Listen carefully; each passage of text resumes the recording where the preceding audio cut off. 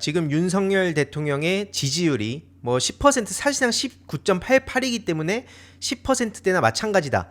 그래서 지금 뭐 동아일보 같은 데서도 난리가 났는데 중요한 거는 그 이유가 뭐 김건희 씨가 대표적으로 꼽히지 않았습니까? 그래서 동아일보에서도 김건희 씨를 계속 때리고 있는 상황입니다. 그래서 이 지금 모든 국정 운영의 동력을 김건희 씨가 빨아들이고 있다고 비판을 하는데 윤석열 대통령이 최근에 이런 말 하지 않았습니까? 김건희도 많이 힘들어한다. 그래서 뭐 일각에서는 살도 빠지고 막 거의 막 식음을 전폐하고 막 이런 식으로 막 얘기가 나왔었는데 사실 말도 안 되는 얘기고요. 활동도 이미 많이 자제하고 있다. 한동훈 대표 만났을 때 사실 만남이 그 독대를 요청했지만 거의 취조를 하지 않았습니까? 그때 이미 활동은 많이 자제한다고 했지만 바로 이것도 또 조롱이었다는 게 드러났죠. 잠수탄 지 13일 만에 다시 등장해서 저렇게 당당하게 공식석상의 모습을 드러내는 한시도 그러니까 가만히 있지를 못하는 사람인 거예요. 그러니까 이제 해법은 페이드아웃이냐 요런 얘기도 나왔는데 그 이제 뭐 프리미어에서도 그렇고 페이드아웃 뭔지 아시는 분도 계실 겁니다. 이게 화면이 점점 어두워진다는 건데 요게 지금 국힘 중진들과 친윤계의 바람이라는 거예요. 그러니까 조용한 퇴장을 바란다는 건데 사실 앞서 보셨듯이 말도 안 되는 거죠. 결국 이거는 윤석열 대통령도 통제를 못하는 사람이라는 게 만천하에 드러난 상황에 무슨 놈의 페이드아웃입니까? 심지어 데일리안이 어떤 곳인지 사실 언론사라고 불러도 되나 싶을 정도로 그냥 제가 봤을 때는 진영 유튜브 중에 하나라고 생각 들거든요. 근데 여기서도 지금 어떤 얘기들을 막 칼럼으로 쏟아내고 있냐? 구내식당 차담, 한동훈 홀대를 넘어서 국민을 모욕한 거다. 이게 그 어제 새벽에 올라온 칼럼인데 뭐 다들 아시다시피 국힘 본진이 털리고 있잖아요. 70대 TK 그 대구 경북 부울경 여기서도 지금 반윤석열 여론이 놀랍도록 높아지고 있다. 이제 전국적으로 조롱을 넘어서 혐오 인물로 변하고 있다. 야, 이게 결국에 윤석열과 그 대통령실 주변부의 입장을 그 우리가 여태까지 봐온 걸로 따지면 이거 거의 좌파니까 저렇게 까는 거라고 생각하겠죠. 윤석열 이거 정말 뭐 하자는 짓이었나? 이 나라 대통령이 동네 XX치 양아치죠. 양아치나 조폭 같은 행동을 하는 인물이었다니 요런 얘기를. 근데 사실 이제 1614만 7738표 제가 그 다스베이다에 나가서도 대선 직후에 그 얘기했던 거지만 16147738 이 숫자는 제가 잊을 수 없다고 늘 말씀드립니다. 앞으로 평생 잊을 수 없는 숫자예요. 왜냐? 이재명 당시 후보가 어떠한 그 예전에 김대중 대통령 DJP라든지 노무현 대통령 정몽준이라든지 이런 그 손 내밀고 이런 거 없이 개인적으로 1614만 7738표를 얻었기 때문에 이거는 평생 잊을 수 없는 숫자라고 제가 말씀을 드렸습니다. 근데 그때 이재명 후보님을 비롯한 뭐 다른 뭐 사람들 윤석열을 찍지 않았던 그 사람들은 다 알고 있었죠. 윤석열이 어떤 인간인가에 대해서 다 알면서 그때 쉴드 치고 찍어주고 띄워주고 했던 겁니다. 아무튼 중앙일보에서는 또 오늘 새벽 어떤 단독 보도를 냈냐? 메뉴에 대한 얘기를 갑자기 합니다. 뭐 한때는 둘도 없는 검찰 선후배였지만 지금 여권에선 이제 돌아올 수 없는 강을 건넜다. 이런 분석이 지배적이라고 하면서 갑자기 서로의 입맛에 대한 얘기를 하는데 한마디로 한동훈 대표가 이제 제로 콜라 지고 집에 가고 그리고 나서 추경호 원내대표가 와서 만찬을 즐겼다. 심지어 그 한동훈 대표가 24, 5분가량을 밖에서 그냥 멍하니 서 있고 온갖 굴욕 당하고 사실상 취조 당하고 뭐 그랬다는 평가가 나오지 않았습니까? 근데 이걸 두고 무슨 입맛은 사실 이 한동훈의 그 제로콜라를 좋아하는 한동훈을 배려한 윤석열의 지시였다고 대통령실이 설명을 하면서 김건희 씨가 식사 대접을 위해서 고기를 준비한 적도 많았다. 좋은 고기를 주려고 우리 한동훈을 위해서 내가 모 식당에서 사온 고기를 막 구워주고 그래서 지금 뭐 식당 막 그 식당 얘기도 나오고 이러는데 아니 한동훈 대표가 좋아하는 고기를 그렇게 김건희 씨가 막 직접 구워가지고 손수 막 챙겨주고 윤석열 옷을 사면 한동훈 대표 꼭 주려고 넥타이도 챙겨주고 했는데 어쩌다가 이런 사이가 됐는지 모르겠다. 이게 지금 대통령실 관계자 얘기라는 겁니다. 근데 이걸 보면서 도대체 이게 무슨 단독 보도의 의미가 있는가 이런 생각 들지 않습니까? 아니나 다를까 이제 궁금해서 반응을 봤어요. 네이버 댓글에서도 그래서 기사의 논점이 뭐냐? 고기 좋아하는 한동훈을 저녁에 만나서 제로콜라로 떼었다는 게 쟁점이냐. 그러면서 뭐 아무튼 이 댓글 반응을 보시면 한동훈 대표 지지자들로 추정이 되죠. 한동훈이 그만큼 공사 구분이 확실하니까 한때 김건희 씨가 고기를 막 구워주든 뭐 넥타이를 뭐 챙겨주든 뭐 하든 그런 거 신경 안 쓰고 지금 당당하게 김건희 씨한테 그 목소리를 내는 거 아니냐. 윤석열 대통령 만나갖고 독대 요청하고 얼마나 공정한 한동훈 뭐 이런 식으로 막 포장을 해주고 있죠. 근데 계속 말씀드리지만 한동훈 대표가 무슨 뭐 윤석열의 영린을 건드렸다고 봐도 되는 겁니까? 아니 실컷 문제 제기가 나오고 본인이 국민 눈높이 타령하면서 당대표가 됐을 때 최소한 최혜병 특검과 김건희 특검만큼은 어떻게 했어야 되는 거 아니냐는 얘기가 여야를 떠나서 다 나왔던 얘기인데 실컷 눈치 보다가 이제 와가지고 무슨 뭐 활동을 좀 자제하라 그러고 그다음에 뭐 협조 요청하라 그러고 인적 쇄신하라 그러고 키컷해서 갖고 나온 게 이건데 무슨 또 이걸 갖다가 거창한 결단을 한 것처럼 저렇게 영린을 건드렸다고 보도를 하는 겁니까? 아무튼 그 이후로 국힘당 사람들끼리 아주 추한 싸움이 이어지고 있는데 뭐 김태흠 씨 같은 경우에도 아니 내가 한동훈 좀 비판했더니 전화가 와가지고 어떻게 당대표를 욕하냐고 하더라. 그래서 아니 서운해서 전화했냐? 이러니까 서운한 게 아니라 욕이죠. 이러면서 이 한동훈 음성 지원되지 않습니까? 검찰스러움, 관종, 이거는 욕이다. 알고 있는 거예요.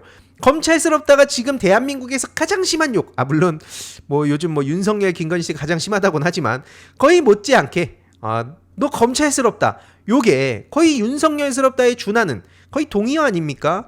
이걸 알고 있다는 얘긴 거예요. 그러면서 이제 김재원 이분도 지금 평론가인지 아니면 최고위원인지 모르겠는데 여당 최고위원이 아니 윤 정부는 왜 밥만 먹고 나면 이렇게 말썽이 나냐. 더 나아가서 이런 비정상적인 상황을 만든 거는 우리 당의 투 정치 지도자 아니냐.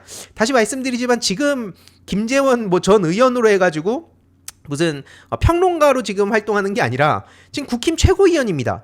근데 지금 마치 무슨 이걸 관전하듯이 이건 뭐 두 당의 정치 지도자가 문제다 이런 얘기 할 때입니까? 집권 여당의 최고위원이 한가하게 지금 저런 식으로 여기 붙었다 저기 붙었다 하는 것도 웃기고 아니 명태균 씨한테도 끝까지 간다더니 바로 어디선가 전화를 받고 꼬리를 확 내린 모습도 아주 인상 깊었죠.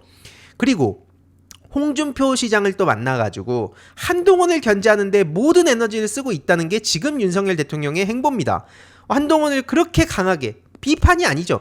이 사람도 대구시장인지 아니면은 본인이 그 국회의원인지 이게 헷갈릴 정도예요.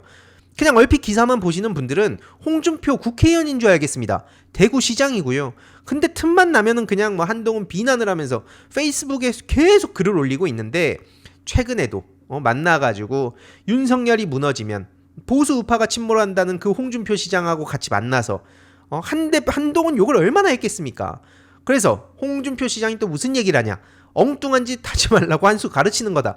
근데 홍준표 시장도 정치인으로서 그렇게 성공을 한 사람이라고 보긴 참 그 주변에 아직까지도 세력이 없지 않습니까? 결국에 정치라는 거는 세력 싸움입니다. 나 개인이 아무리 잘한다고 하더라도 이게 실제로 그 롤 같은 그런 게임도 대표적인데 아무리 개인이 잘한다 해도 혼자서 모든 걸 다 할 수 없는 거거든요. 하물며 정치는 어떻겠습니까? 결국에는 이 정치를 이렇게까지 오래 해왔다면 적어도 이 사람의 가치와 비전과 철학 이거를 보고 아니면 그냥 인간적인 매력이든지 뭐가 됐든 뭐 리더십이 됐든 뭐로라도 이 사람의 세력을 구축해야 되는데 그게 없어요. 왜 그런가? 이거는 뭐 다들 아실 겁니다. 지금도 틈만 나면은 그냥 대구시정을 어떻게 챙기고 이런 게 아니라 실제로 지금 대구 지역에 상권도 말할 게 없을 정도로 지금 막 붕괴되고 있다. 지금 막 그래서 그 시장 얘기도 대구 쪽의 이야기도 뭐 시장 이렇게 취재 나간 이야기들 보면 너무 충격적입니다. 근데도 불구하고 여전히 그냥 윤석열 대통령한테 고개 90도로 팍 숙이고 거의 지금 120도 정도로 숙인 느낌이에요. 그러면서 무슨 한 줌도 안 되는 레밍 닳고 지금 뭐 하고 있냐? 이재명 대표랑 대적하라고 뽑아줬더니 이런 식으로 얘기를 하고 있는 겁니다. 그러면서 지금 뭐 국힘의 개파 분포해가지고 뭐 친한계 20명 정도, 친윤계 25명 정도, 중립지대 62명 정도라고 분류를 해놨는데 사실 이게 막 그렇게 신빙성이 있진 않습니다. 왜냐면 뭐 친한계에 주진우 씨가 들어가 있는 게 좀 맞나? 뭐 이런 생각도 있고 그리고 실제로 지금 윤석열 대통령이 또 한번 불러가지고 한마디 딱 그 하면은 요 친한계라고 가 있는 사람들 중에 얼마나 또 여기에 계속 붙어 있겠습니까? 실질적으로 친한계가 거의 없다는 얘기도 지금 여기저기서 나오고 있고요. 지금 대통령실도 택도 없는 소리 하면서 자꾸 어그로 끌 게 아니라 이런 거 대통령 비서실 직원 명단을 공개하라. 요거 이게 실제로 윤석열 부부의 사적 채용 의혹을 확인할 수 있는 중요한 그런 단서들이 나와 있는 내용들이기 때문에 대통령 비서실 소속 공무원을 까라. 이게 법원 판결로 나온 거예요. 근데 이거를 계속 뭉개고 있는 상황인 거죠. 핑계가 뭐냐? 신상이 공개되면 오히려 로비가 더 활발해지지 않겠냐? 이런 말 같지도 않은 헛소리라니까 법원에서는 아니다. 헛소리하지 말고 오히려 그 비서실 인적 구성이 공개가 되면 투명성 확보가 되고 공익에 기여한다. 이렇게 까인 겁니다. 그리고 감사원도 실제로 김건희 씨 관련해서 계속 덮어줬다는 그 논란이 있지 않았습니까? 근데 이 김호진 씨 관련해서는 그래도 징계 요구를 했다고 합니다. 한마디로 이 비위 사실 요거를 인사혁신처에 통보하라는 감사원의 징계 요구를 대통령실은 마찬가지로 이것도 뭉개고 있는 거죠. 저 김호진이라는 사람이 어떤 사람입니까? 열심히 김건희 씨 실드 치고 21g에 대해서 모른 척하고 그런 사람이 지금 한국공항공사 사장 최종 후보로 가서 저 인간은 도대체 뭔데? 이게 또 보훈 인사란 얘기가 진작부터 나왔죠. 심지어 국토부 1차관으로 임명됐을 때도 아니 이 사람이 뭔데 주택정책 관련 업무 경험도 없는 사람인데 뭔데 국토부 1차관이 되냐, 이건 누가 봐도 총선 스펙용 아니냐 라는 얘기가 나왔었고요. 그리고 21g에 대해서도 앞서 말씀드렸듯이 전적으로 그냥 침묵해주고 있는데, 야 이러니까 저런 사람들은 여기저기에 또 보훈 인사로 가는구나.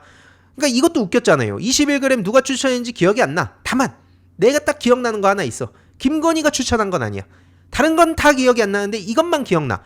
요런 말 같지도 않은 소리를 했던 게 김호진 씨입니다.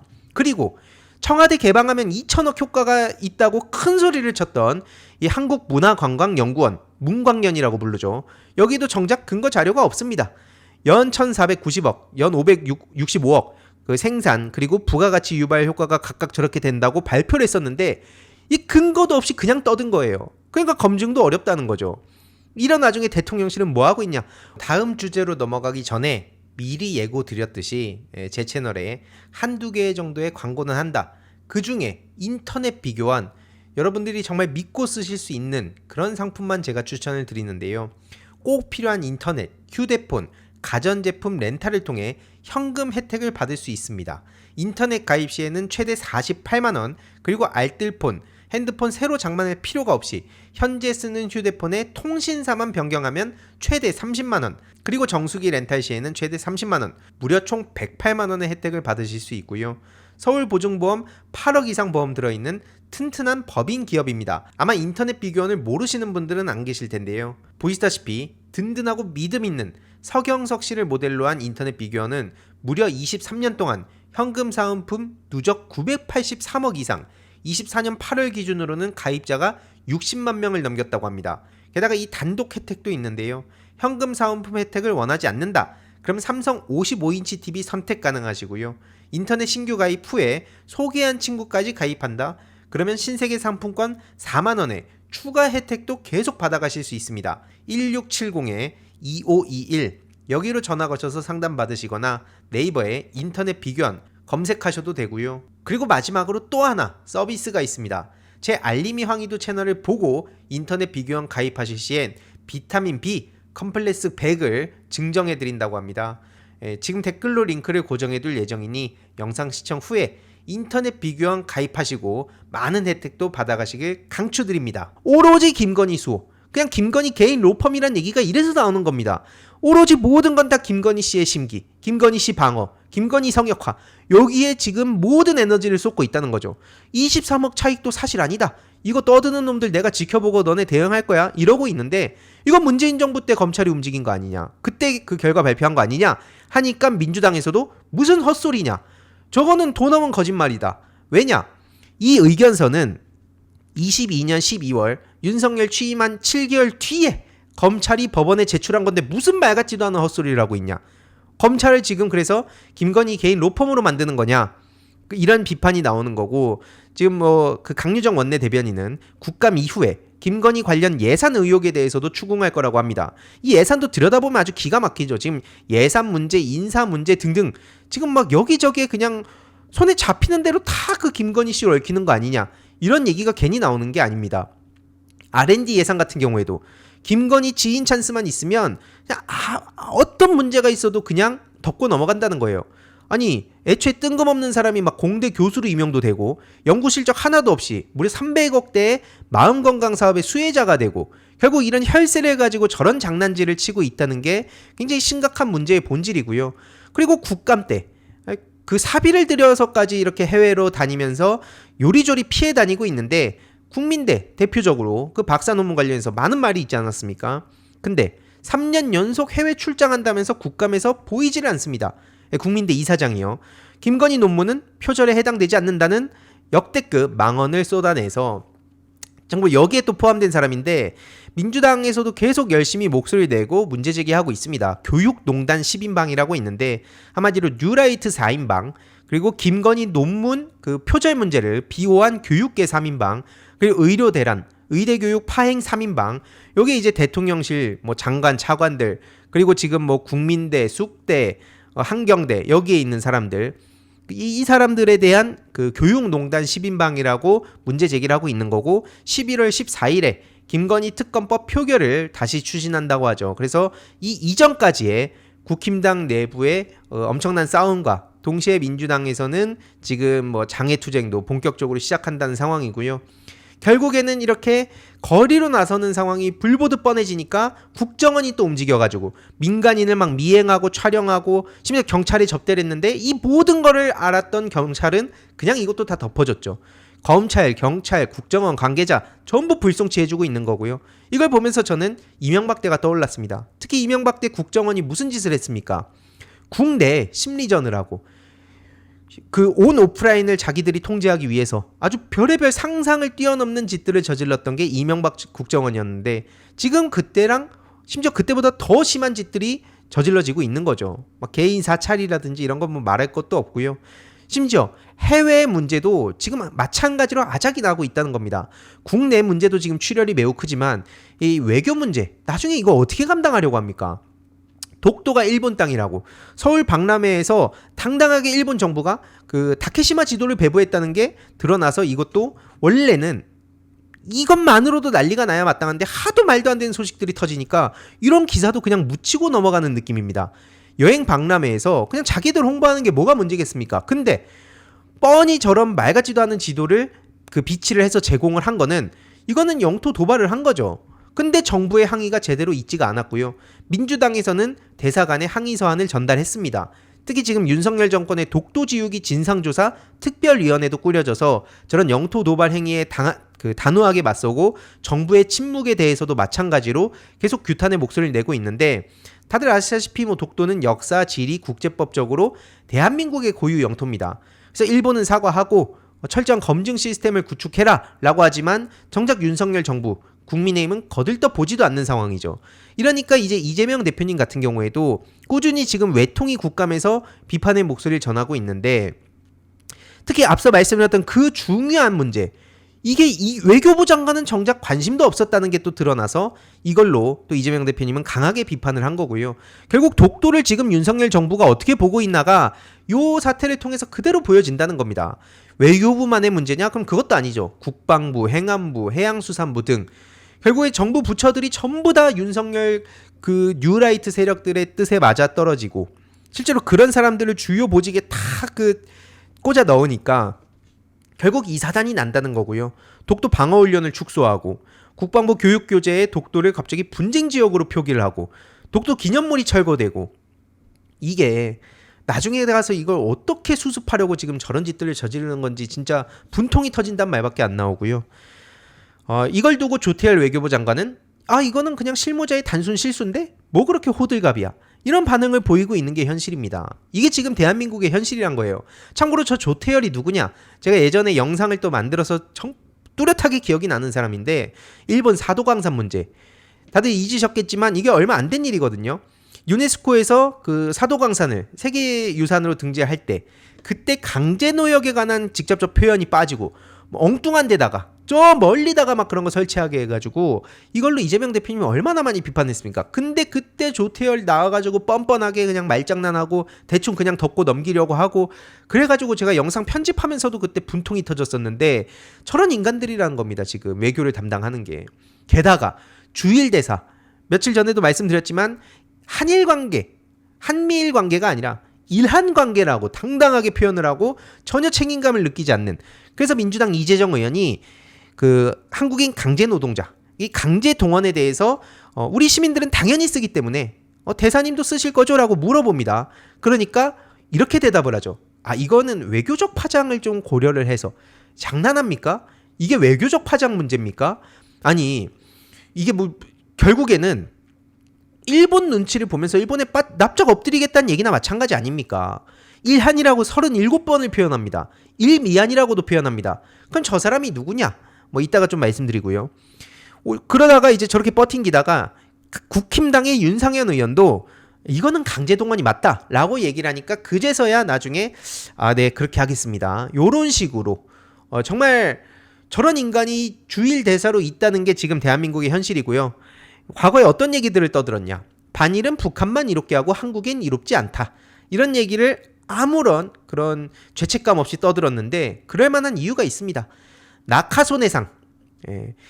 그 실제로 이 나카소네 야스히로는 극우 성향입니다. 일본에. 그 사람의 이름을 딴 제1회 나카소네상을 당당하게 수상했던 게 저 앞서 보신 박철희 대사고요.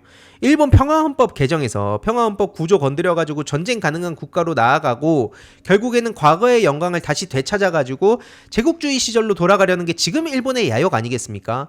근데 그런 사람의 상을 당당하게 받아가지고 저렇게 지금 2024년에 상상을 뛰어넘는 만행들을 저지르고 있는 게 현실이고요. 여기서 제5회 나카소네상을 받은 사람이 있죠. 바로 여러분들이 잘 아시는 김태효입니다. 1회 수상자가 앞서 보신 박철이고요. 5회 수상자가 김태효. 이 사람이 안보실 1차장으로 안보실 실세로 있으면서 최근에 중요한 건 일본의 마음이다. 이런 얘기를 떠들었던 장본인입니다.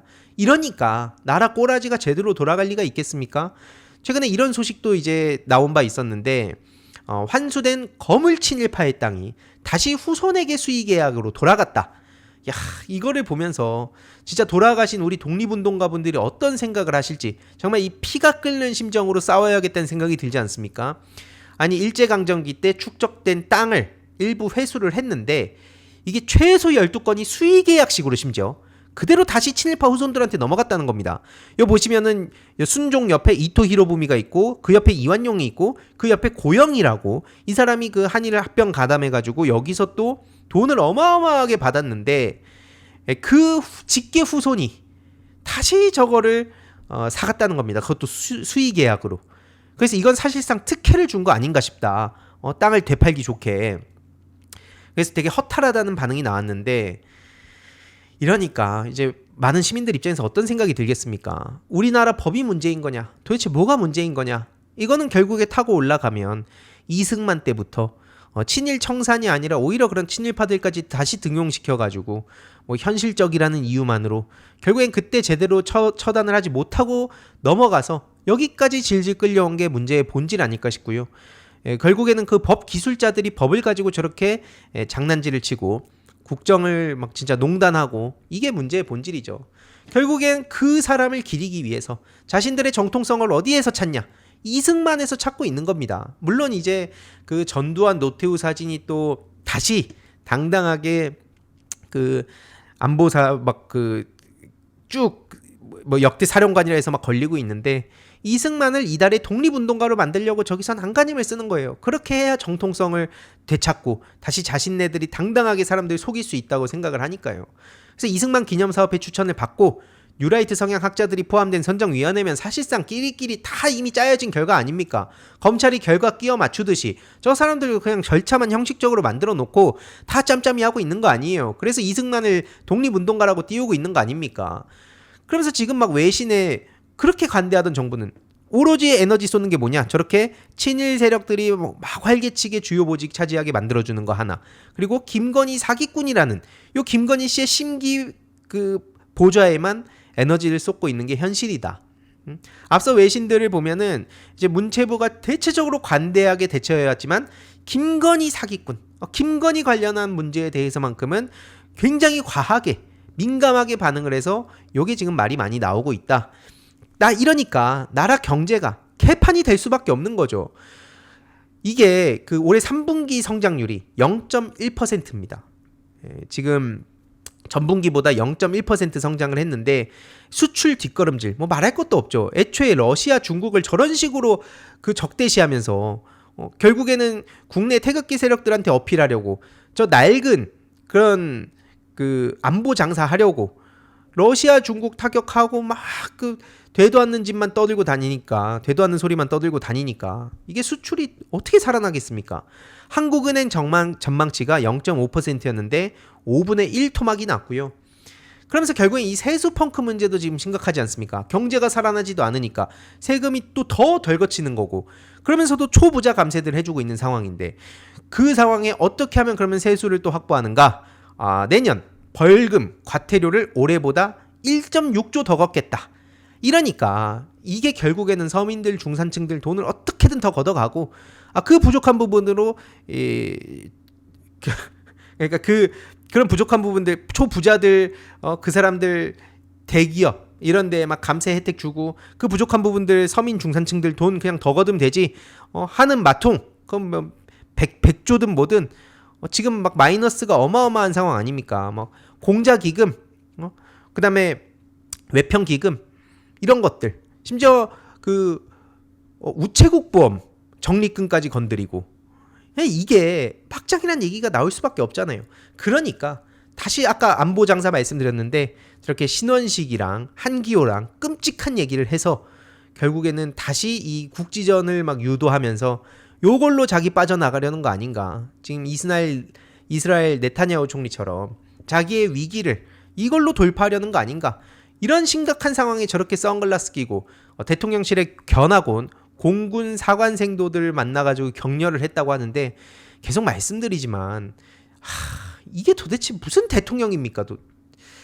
반면 이재명 대표님 같은 경우엔 어제 페이스북에 이런 글을 올리셨는데요. 지금 한반도 위기 아닙니까? 이런 침략과 착취, 전쟁의 상징이던 제국주의의 심장을 쐈던 게 안중근 의사다. 안중근 장군으로 불러야 된다는 얘기도 있습니다만, 아무튼 우리 안중근 의사를 기억하며 이 지금 딱 보여지고 있는 이 굴종 외교, 시대착오적인 그런 진영 외교, 이걸로는 도저히 미중 패권 갈등, 특히 이제 트럼프가 되게 되면 또 우리의 뭐 방위비 분담금이라든지 앞으로 특히 각종 돈을 어떻게든 뜯어가려고 막 난리를 칠 텐데, 그때 윤석열 정부가 어떻게 할 것인가, 이거 나중에 누가 감당할 거냐, 이런 얘기가 나오고 있죠. 결국에는 지금 윤석열 정부는 미국, 일본에 넙죽 엎드리면서 죄다 퍼주고 있는 상황인데, 이런 방식으로는 대한민국의 미래가 없습니다. 전혀 없어요. 이거는 뭐 지금 뭐 윤석열 측에서 뭐 좌판에 뭐 호남 비하 뭐 이런 문제가, 우리가 일단 살고 봐야죠. 근데 계속 이런 식으로 우리의 미래 자체를 그냥 다리를 끊어버리는 상황인데, 그래서 지금 이재명 대표님이 엄청난 고민을 하고 계신다는 게 알릴레오 북스 이번에 호외편에서 그대로 드러납니다. 운동가와 정치인, 저도 항상 좀 말씀드렸던 게 현실 정치와 시민운동은 다르다고 생각한다는 말씀을 드렸거든요. 한마디로 우리가 어떤 당위, 진정성, 여기에만 빠지게 되면 결국 그 현실 정치 영역에서는 결코 다수를 설득할 수 없다는 그런 내용이었는데, 이재명 대표님도 정확히 이 지점에서 많은 갈등과 고민을 하고 계신 겁니다. 한마디로 운동가는 이념과 가치, 지향의 중심을 두고 주로 당위로 밀어붙이는 상황이고, 실제로 그것도 중요하다는 말씀을 하십니다. 그게 틀렸다는 게 아니에요. 역할이 다르다는 겁니다. 그런 역할을 누군가는 반드시 해야 되는 것이고, 정치 안에서도 그런 정당도 필요하고, 민주당 안에서도 당위적인 목소리를 내는 사람도 당연히 있어야죠. 저는 그게 자유와 다양성의 핵심이라고 보는데, 중요한 건 이제 주로 정치인은 그래도 어디에 더 방점을 찍어야 되냐면, 이런 당위도 중요하지만 이게 김대중 대통령께서 말씀하셨던 서생적 문제의식과 상인적 현실감각 아니겠냐. 당연히 그런 그 선비처럼 문제의식은 가지되, 상인들의 이런 현실감각에 관심을 안 가지면 결코 다수를 설득할 수 없다는 겁니다. 그래서 가장 중요한 말씀, 국민은 실험 대상이나 도구가 아니라는 겁니다. 내가 아무리 어떤 지고지순한 가치를 가지고 내 원칙을 가지고 이게 옳기 때문에 나라가 어떻게 되든 간에 난 이 길로 가야겠다라고 하는 그 소신, 누가 됐든 간에 저 존중합니다. 근데 그 결과가 어떻게 되느냐를 우리가 현실에서 봐야 되는 거죠. 우리가 가슴 속에서, 책 속에서, 무슨 영상 속에서, 드라마 속에서 이런 세상이 펼쳐지는 게 아니잖아요. 말 그대로 우리는 현실의 땅을 디디고 사는데, 윤석열 정부 탄생 이후에 아직 지금 뭐 반환점도 제대로 안 둔 상황에 나라 지금 외교 앞서 보셨듯이 뭐 문화적으로도 그렇고 뭐 문화는 그래도 우리가 한강 작가라든지 이렇게 잘 나가고 있는 상황인데 실제로 뭐 독립 영화라든지 아니면 그 예술계 쪽에 지금 막 검열하고 예산 끊고 이런 문제들 국내에서 지금 벌어지는 수많은 문제들 그리고 지금 뭐 정치적으로도 전혀 대화가 안 되고 있는 건 말할 것도 없고요. 경제 앞서 보셨듯이 잠재 성장률도 2.0%입니다 지금. 도저히 그 뭐 실질 임금 문제라든지 양극화 문제는 뭐 당연히 말할 것도 없고요. 지금 서민 중산층들은 살려달라는 목소리를 전하고 있는 상황이에요. 그래서 우리가 시간을 되돌릴 수는 없지만 앞으로 다가올 미래는 대비를 할 수 있지 않습니까?